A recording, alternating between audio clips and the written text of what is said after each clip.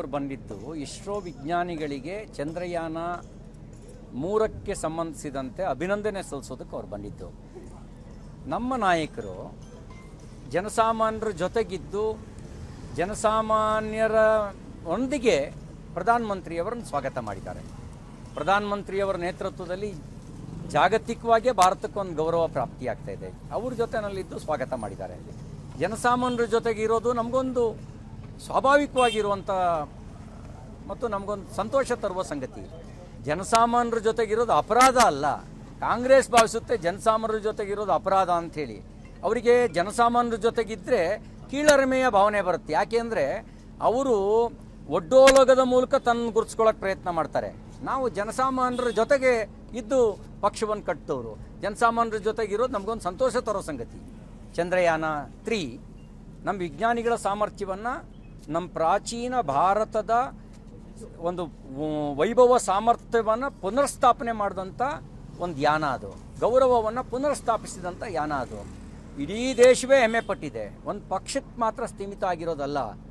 ಸ್ವಾಭಾವಿಕವಾಗಿ ಆಯಾ ಕಾಲಘಟ್ಟದಲ್ಲಿ ಯಾವ ಕಾಲಘಟ್ಟದಲ್ಲಿ ನಡೆಯುತ್ತೋ ಆ ಕಾಲಘಟ್ಟದ ನಾಯಕತ್ವದ ಮೂಲಕ ಜಗತ್ತು ಮನ್ನಣೆಯನ್ನು, ತನ್ನ ಗೌರವವನ್ನು ವ್ಯಕ್ತಪಡಿಸುತ್ತೆ. ಅದು ಸ್ವಾಭಾವಿಕವಾಗಿರೋ ಕೆಲಸ. ಆದರೆ ಚಂದ್ರಯಾನ 3 140 ಕೋಟಿ ಜನರಿಗೂ ಕೂಡ ಸೇರಿದ್ದು ಅಂತ ಪ್ರಧಾನಮಂತ್ರಿಗಳೇ ಹೇಳಿಬಿಟ್ಟಿದ್ದಾರೆ.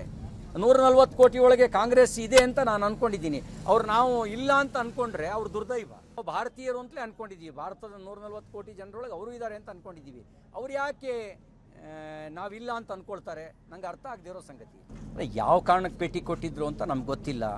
ಭೇಟಿ ಕೊಟ್ಟಿದ್ದನ್ನು ಅಪಾರ್ಥವಾಗಿಯೂ ನಾವು ಕಲ್ಪಿಸೋದಕ್ಕೆ ಬಯಸೋದಿಲ್ಲ. ಮತ್ತು ಯಾವುದೇ ಪರಿಸ್ಥಿತಿನೂ ಎದುರಿಸೋದಕ್ಕೆ BJP ಸಿದ್ಧವಾಗಿದೆ. ನಾವು ನಮ್ಮ ಕಾರ್ಯಕರ್ತರ ಬಲದ ಮೂಲಕ ಪಕ್ಷವನ್ನು ಬೆಳೆಸಿದ್ದೀವಿ. ಕಾರ್ಯಕರ್ತರ ಬಲದ ಮೂಲಕನೇ ನಾವು ಯಾವುದೇ ಪರಿಸ್ಥಿತಿನ ಎದುರಿಸ್ತೇವೆ. ನಾನು ಊಹಾಪೋಹ ಅವ್ರು ಮಾಡೇ ಬಿಡ್ತಾರೆ. ಈಗ ಸೋಮಶೇಖರ್ ಅವ್ರ ಹೇಳಿಕೆಯನ್ನು ಗಮನಿಸಿದ್ದೀನಿ. ಕೆಲವರು ನನ್ನನ್ನು ಕಳಿಸೋದಕ್ಕೆ ನೋಡ್ತಾ ಇದ್ದಾರೆ ಅಂತ ಅಂತಿದ್ದಾರೆ. ನಿಮ್ಮ ಪ್ರಶ್ನೆಗೆ ನಾನು ಅದೇ ರೀತಿ ದಾಟಿಲಿ ಉತ್ತರ ಕೊಟ್ಟರೆ ಕಳಿಸೋದಕ್ಕೆ ಪ್ರಯತ್ನ ಮಾಡ್ತಿದ್ದೀವಿ ಅನ್ನೋ ಭಾವನೆ ಬಂದ್ಬಿಡುತ್ತೆ. ನಾವು ಯಾರನ್ನೂ ಕಳಿಸೋ ಪ್ರಯತ್ನ ಮಾಡಲ್ಲ, ಉಳಿಸ್ಕೊಳ್ಳೋ ಪ್ರಯತ್ನ ಮಾಡ್ತೀವಿ. ಉಳಿಯೋದು ಬಿಡೋದು ಅವ್ರಿಗೆ ಬಿಟ್ಟಿದ್ದು. ಅಕಸ್ಮಾತ್ ಯಾರಾದ್ರೂ ಪಕ್ಷ ತರದು ಹೋದರೆ ಅವರಿಗೆ ಹಿಂದಿನ ಬೆಂಚು ಅಂತ ಕಾಂಗ್ರೆಸ್ನವ್ರು ಹೇಳಿಬಿಟ್ಟಿದ್ದಾರೆ. ನಮ್ಮ ಪಾರ್ಟಿಗೆ ಯಾರೇ ಬಂದರೂ ಹಿಂದಿನ ಬೆಂಚಲ್ಲಿ ಕೂರಬೇಕು ಅಂತ.